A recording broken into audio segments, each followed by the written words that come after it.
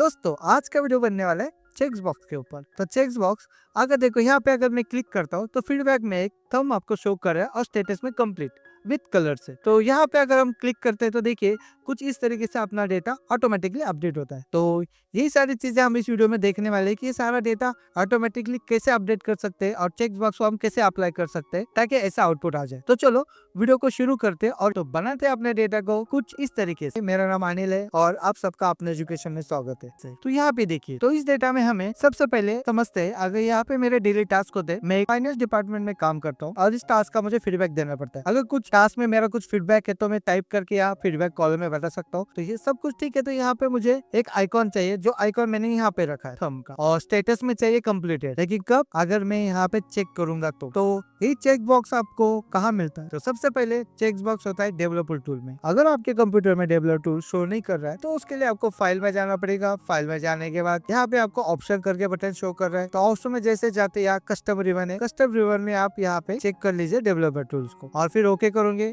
तो यहाँ पे आपको आपका डेवलपर टूल शो करेगा। तो इसके अंदर आपको इंसर्ट करके ऑप्शन है, तो यहाँ पे देखो सारे बटन दिए गए। तो हम कौन सा यूज करने वाले? हम यूज करने वाले चेक बॉक्स। तो आप यहाँ पे आप चेक बॉक्स को सेलेक्ट कर लीजिए, जहाँ चाहिए वहां उसको ड्रॉ कर लीजिए। तो इसे मैं यहाँ पे ड्रॉ कर लेता हूँ। जैसे आप ड्रॉ करते हो और आपका माउस वहां के लेके जाते हो तो आप देखो वहां पे आपको चेक का साइन शो करेगा अगर आप उसके ऊपर क्लिक करोगे। तो अगर आपको उसको सेलेक्ट करना है उसके लिए आपको कंट्रोल बटन को होल्ड करना पड़ेगा और माउस का क्लिक करना पड़ेगा। और यहाँ से मैं क्या करता हूँ, जो वर्ड है वो निकाल देता हूँ चेक का। डिलीट बटन से हम डिलीट कर सकते हैं और इसी को हम कंट्रोल से सेलेक्ट करेंगे, कंट्रोल सी कंट्रोल वी, मतलब इसको हम कॉपी पेस्ट करके अरेंज करेंगे। इसी तरीके से सारे को आपको अरेंज करना है।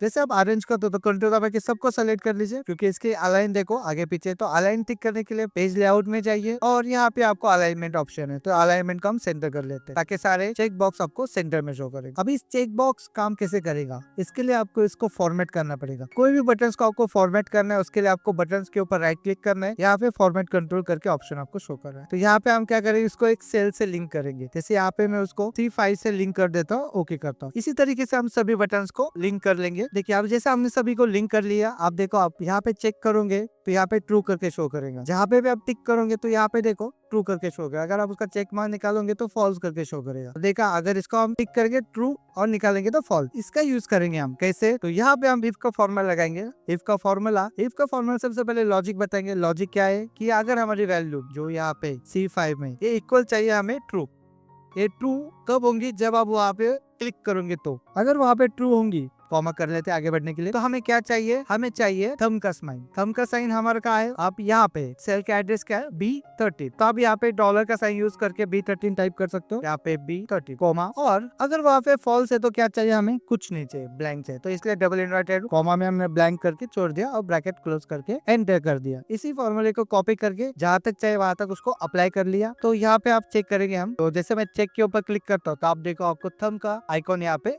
शो कर रहा है। अगर मैं अनचेक करता है तो निकल भी जाता है, अगर टिक करता तो आ जाता। मतलब जब हम टिक करते हैं यहाँ पे ट्रू वैल्यूज आपको शो कर रही है, इसलिए वहां पे आपको वो आइकॉन शो कर रहा है। अगर हम अनचेक कर देंगे तो वो वहां से निकल जाएगी। ये हमने इफ की कंडीशन में उसको बताया। तो चलो आगे का भी करके लेते हैं। तो स्टेटस के ऊपर आते हैं। तो यहाँ पे भी हम इफ ही लगाएंगे। इफ में लॉजिक बताएंगे, अगर C5 value equal to true होनी चाहिए। तो अगर वो ट्रू है तो हमें यहाँ पे क्या चाहिए? डबल इन्वर्टेड में कंप्लीटेड, डबल इन्वर्टेड क्लोज और कॉमा देके।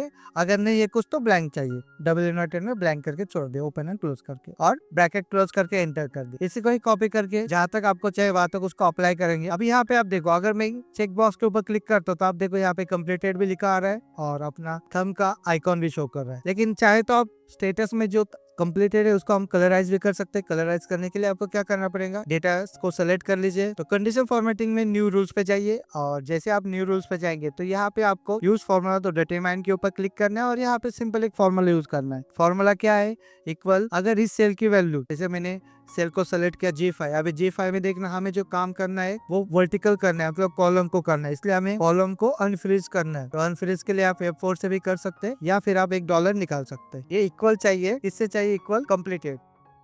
सिर्फ स्पेलिंग सही होना चाहिए आपका। जैसे यहाँ पे अगर वो कंप्लीटेड है तो हमें क्या करना है? उसको फॉर्मेट करना है। आप जो चाहे वो कलर यहाँ से यूज कर सकते हो। मैं रेड कर रहा हूँ और जैसे ओके करूंगा और यहाँ पे भी ओके करूंगा। अभी आप देखो, अगर मैं इस चेक बॉक्स के ऊपर क्लिक करता हूँ तो आप देखो जो आपने कलर दिया गया था वही कलर यहाँ पे आपको अप्लाई होता है दिख रहा है। तो मैं चेक कर देता हूँ तो आप देखो आपने जैसे वो क्लिक करोगे, आप जैसे आपके टास्क कंप्लीट करते रहोगे, उसके अकॉर्डिंग यहाँ फीडबैक और स्टेटस अपडेट होता रहेगा, सिर्फ आपके एक क्लिक के ऊपर। बाद में आप चाहे तो इसको हाइड कर लीजिए, इसी कॉलम को हाइड कर लीजिए, और आपको चाहिए तो थंबनेल, नहीं चाहिए तो थंबनेल को भी आप हाइड कर लीजिए, ताकि ये ऑप्शन किसी को शो नहीं करें। तो इस तरीके से आप चेक बॉक्स का यूज करके आपके डेटा को थोड़ा अट्रैक्टिव बना सकते हो, तो आपके डेटा को अच्छे से प्रेजेंट भी कर सकते हो। तो इस वीडियो में इतना ही करते हैं। अगर आपको ये वीडियो सही लग रहा है तो चैनल को लाइक कर लीजिए, अगर हमारे चैनल पे आप न्यू है तो सब्सक्राइब कर लीजिए। तो मिलते हैं नेक्स्ट वीडियो में। जय हिंद।